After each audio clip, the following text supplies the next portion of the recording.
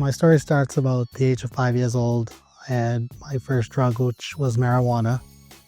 And then my first drink was at 9 years old.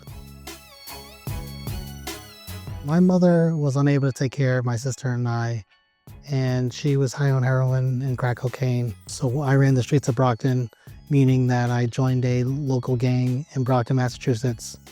And that was my family. I didn't attend school, I didn't know how to read or write, and that's when I got into my substance abuse. From 9 to about 17, 18 years old, I moved in with my aunt. In that household, I was mentally, physically, and sexually abused. I lived with 2 other cousins, so I was molested by one of my cousins. And then to cope with that, was drinking and drugging. From there, I graduated high school, barely, and then I enrolled myself into Suffolk University. And that's when the fun stages of my substance abuse begin, because now I'm masking my pain with drugs and alcohol. Now it's becoming a fun point and interacting with friends and family and coming out of my shell. Non-stop partying. I got married at age 30 years old. My first year in my marriage was a blackout. I don't remember my first year at all. I literally was at a bar in 2016. And I'm just staring at the wall going, Charles, like, what are you doing with your life? This is not how you want to go, moving on with your life. My body was telling me I'm sick and tired of being sick and tired. I was tired of lying, stealing, cheating, manipulating, and getting what I wanted. So I decided, let me check myself into a detox.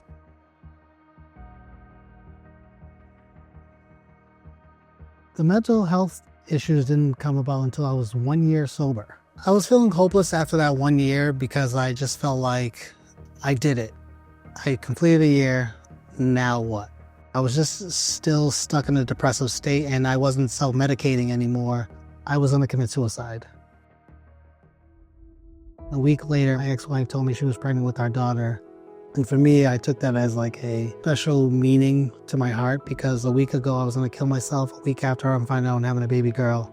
I knew I needed to get professional help to actually give me that diagnosis. And then that's when they pinpoint what my diagnosis is, which is bipolar disorder 2. I actually presented to both my therapist and my psychiatrist. I'm going to start this calendar, this mood chart, to regulate my medications and see how my mood is every day, from day to day, from week to week, month to month.